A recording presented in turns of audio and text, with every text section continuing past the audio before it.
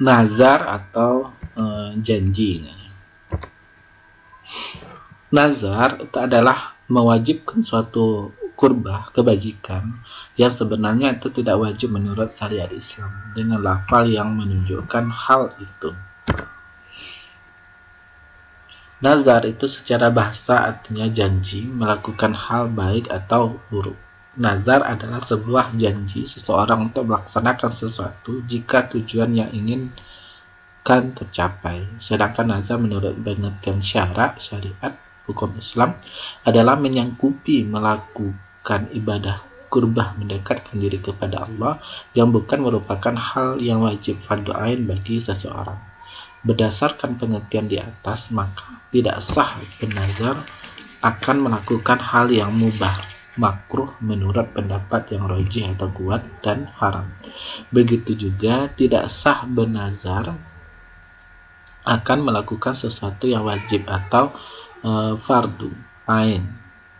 Begitu seperti bernazar akan melakukan salat 5 waktu. Sebab salat 5 waktu meskipun tidak dinazarkan sudah menjadi kewajiban bagi seorang muslim.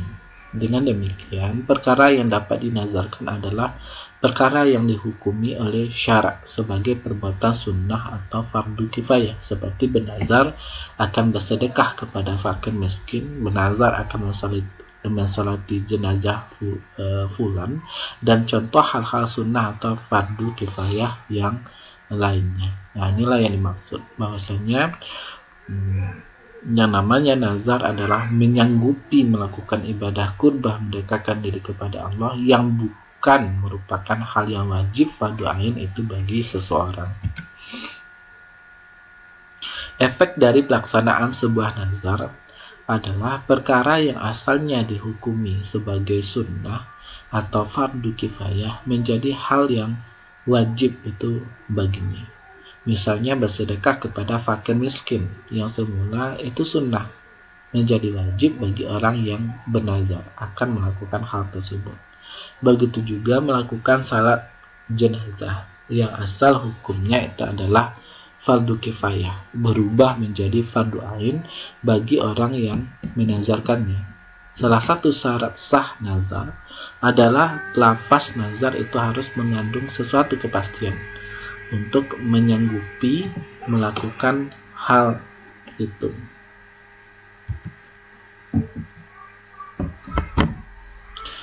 Nah, ini dalil surat Al-Baqarah ayat 270 ia berkenaan dengan nazar itu sendiri.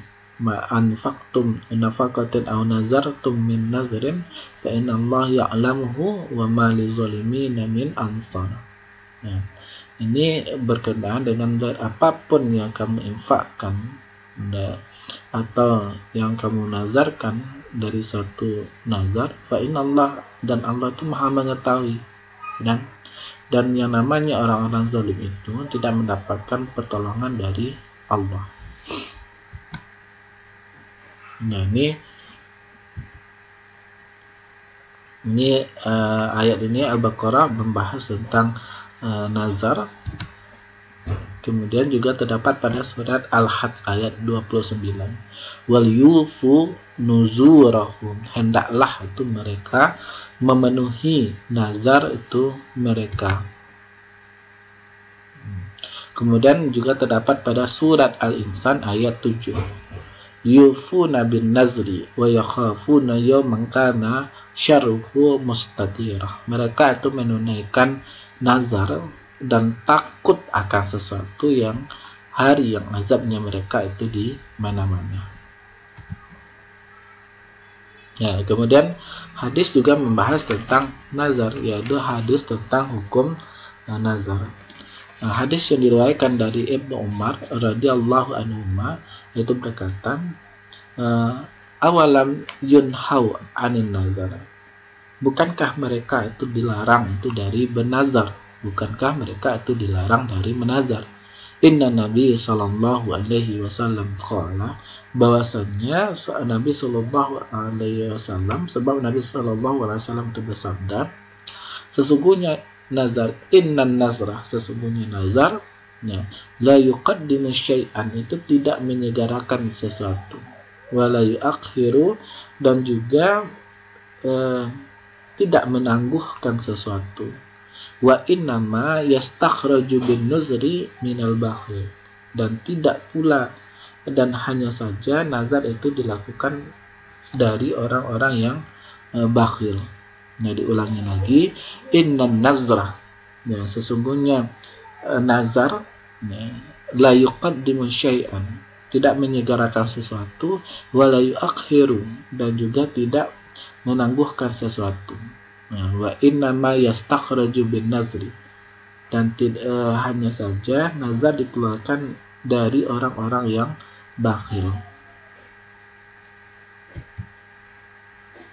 Nah, dilarang nazar untuk sesuatu yang belum pasti. Dari Abdullah ibn Umar radhiyallahu anhuma, ia berkata, Nabi Shallallahu alaihi wasallam melarang nazar. Beliau itu bersabda, innahu la yaruddu syai'an wa innama yustakhraju bihi minal bakhil. Karena nazar, janganlah ini bernazar, maksudnya karena nazar la yuraddu syai'an, nah, tidaklah bisa menolak takdir itu sedikit pun. Wa innama yustakhraju bihi minal bakhil. Nazar hanyalah dikeluarkan dari orang-orang yang pelit. Rasulullah Shallallahu alaihi wasallam bersabda, innahu la ya'ti bil khair wa innama yastakhriju bihi minal bakhil. Nazar itu tidak membawa kebaikan, dia hanya dikeluarkan dari seorang yang bakhil. Hadis riwayat Bukhari dan Muslim. Man nazara ayyuti Allahu falyuti'hu wa man nazara ayyasiyahu falahu ya'sihi. Barang siapa yang bernazar untuk menaati Allah, man nazara ayyuti Allah, barang siapa yang bernazar untuk menaati Allah, falyuti'hu, maka hendaklah ia menaatinya. Wa man nazara ayyasiyahu, dan barang siapa yang bernazar untuk bermaksud kepada Allah, fala ya'sihi, dan janganlah ia bermaksud itu kepada ini. Nazar yang tidak boleh itu dilaksanakan.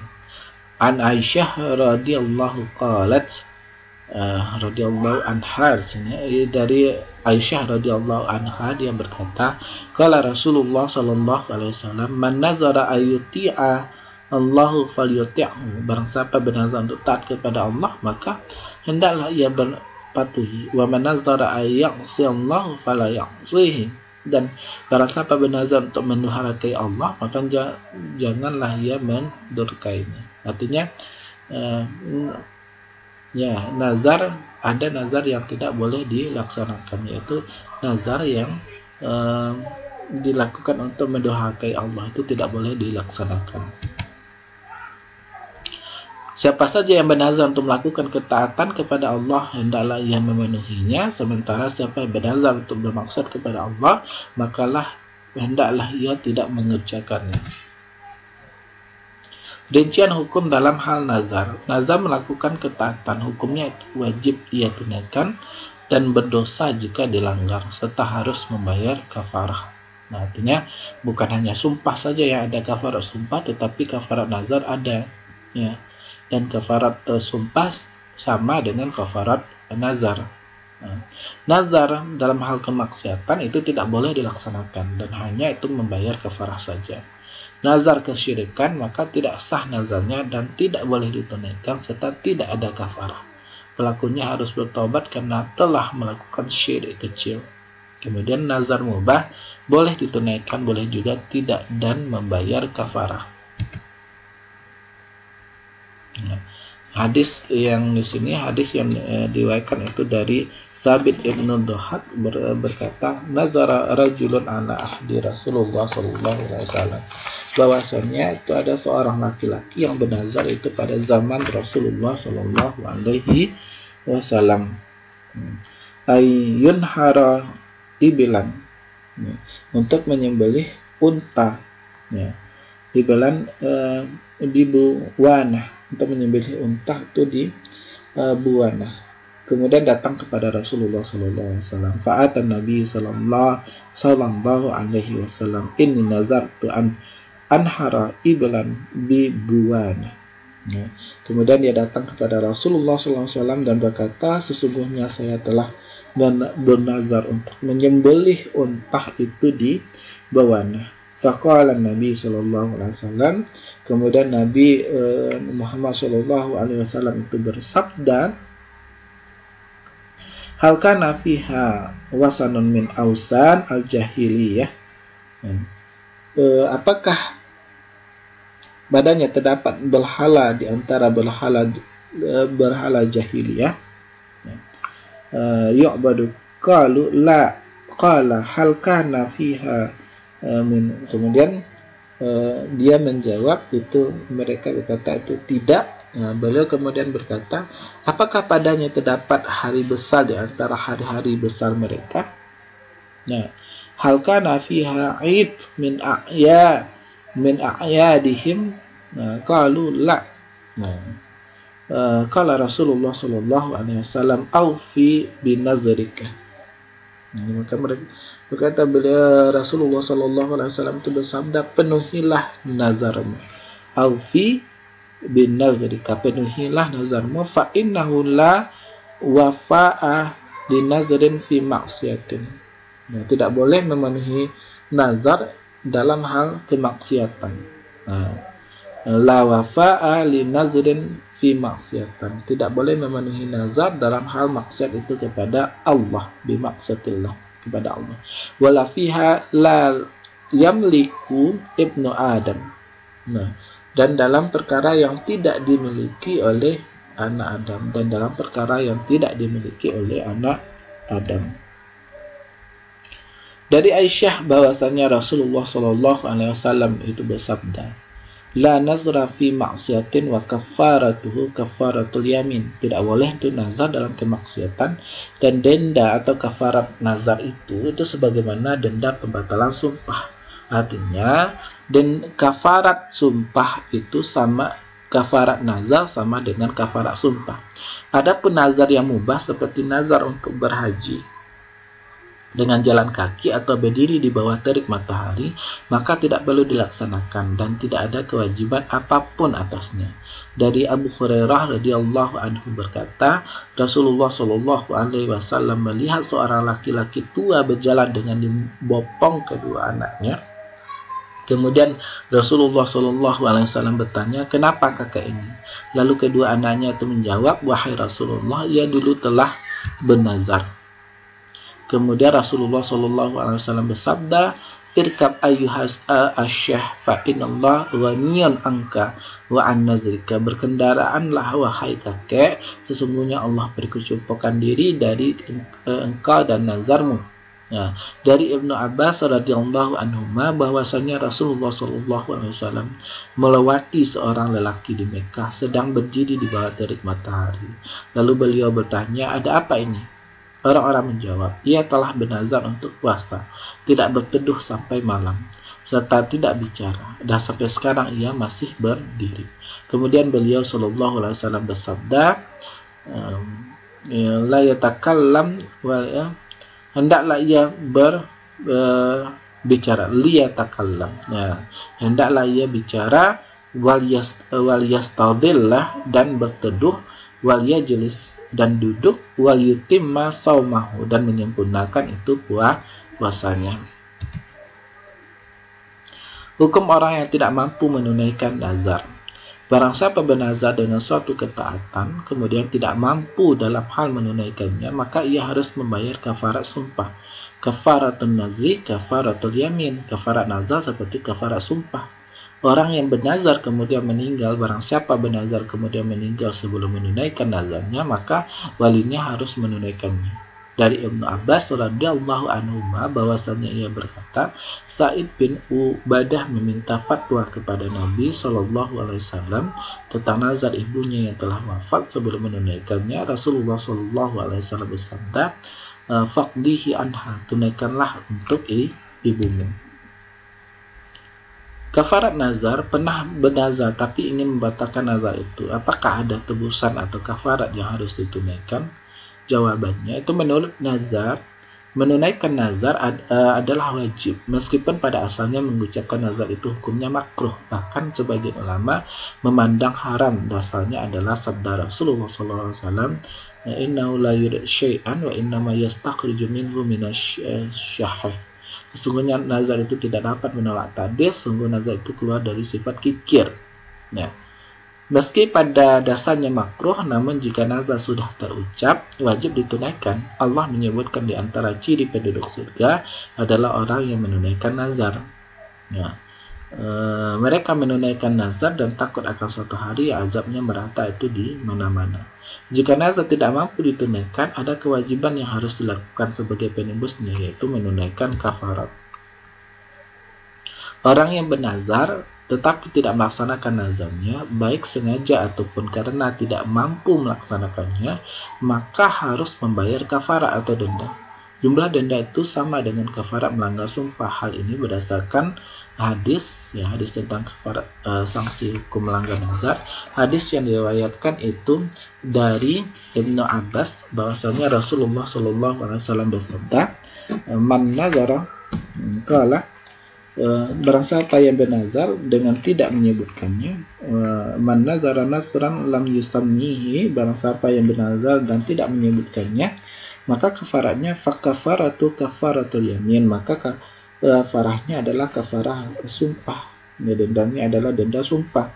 Dan barang siapa yang bernazar, wa man nazara nasran fi ma'siyatin fakafaratuhu kafaratul yamin, dan barang siapa yang bernazar dalam kemaksiatan, adalah kafarahnya adalah kafarah sumpah. Dan barang siapa yang menazar, faman nasran la yutiqu fakafaratuhu, dan barang siapa yang bernazar sesuatu yang tidak ia mampu, maka kafarahnya adalah kafarah puasa. Ya, la yutiqu fakafaratuhu kafaratu yamin, wa man nazar nasran ataka yafi bihi, dan barang siapa yang bernazar sesuatu yang tidak mampu, maka hendaklah ia memenuhinya. Nah,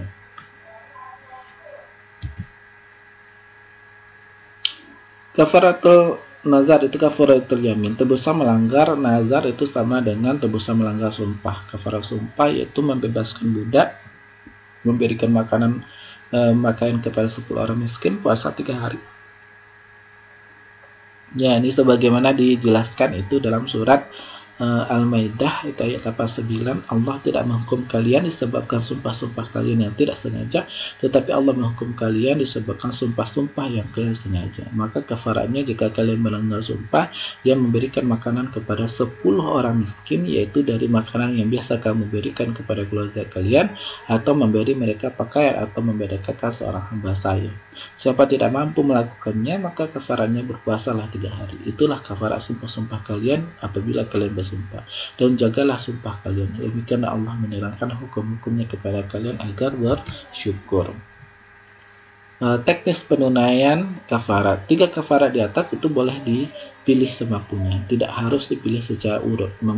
Mempunyai puasa ya puasa, mampunya memberi makan 10 orang miskin, ya silahkan. Imam Al-Baghawi rahimahullah menerangkan, setiap orang yang mendapatkan kebajikan menunaikan kafarah sumpah dan juga nazar, dia boleh memilih sekehendaknya. Jika dia ingin memilih memberi makan 10 orang miskin, silahkan, atau memberi mereka pakaian juga silahkan, atau ingin membebaskan budak.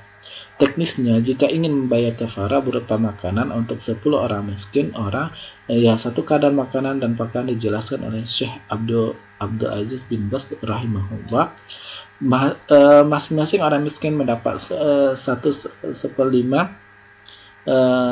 beras atau kurma dan gandum, itu sudah cukup. Jika berupa pakaian, cukup setiap orang miskin mendapatkan 1 baju. Mengingat di negeri kita beras merupakan makanan pokok. Kafarat nazar jika berupa makanan, kita tunaikan berupa beras 1,5 kg. Akan lebih afdal jika ditambahkan lauk pauk, namun tidak wajib. Hal ini berdasarkan firman Allah,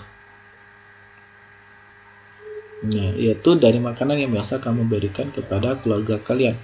Kemudian yang kedua, kafarah berupa makanan dan pakaian tidak boleh diberikan kepada 1 orang miskin. tapi harus dibagi rata kepada 10 orang miskin. Kemudian yang ketiga, kafarat makanan harus ditunaikan berupa makanan, tidak bisa diganti dengan uang. Karena dalam ayat menerangkan tentang kafarat pelanggaran sumpah di atas tegas disebutkan makanan. Ya, memberi makanan kepada 10 orang miskin yaitu dari makanan yang biasa kamu berikan kepada keluarga kalian. Inilah berdasarkan pendapat yang kami pandang kuat di antara itu pendapat para ulama. Kewajiban kita dalam hal seperti ini adalah mengikuti dalil. Barangkali syariat memiliki pandangan maslahat yang tidak dijangkau oleh akal kita. Dalam ketentuan-ketentuan ini, boleh jadi sebagian kita menduga demi semata kemaslahatan orang fakir, membayar kafarat dengan uang lebih utama dan lebih disukai si fakir daripada makanan, sehingga memotivasinya membayar kafarat dengan uang. Namun kami berpandangan dalam masalah seperti ini, kita cukup berpegang pada penjelasan yang disebutkan oleh dalil, tidak menyimpang dari penjelasan syariat. Adapun teknis kafarat berupa puasa tidak harus dilakukan secara berurutan, boleh diselang-seling sesuai kemampuan. Itu saja dari Bapak, mohon ditonton sampai selesai. Kalau ada salah dan janggal, Bapak mohon maaf, dan Bapak sudahi dengan wabillahi taufiq wal hidayah. Wassalamualaikum warahmatullahi wabarakatuh.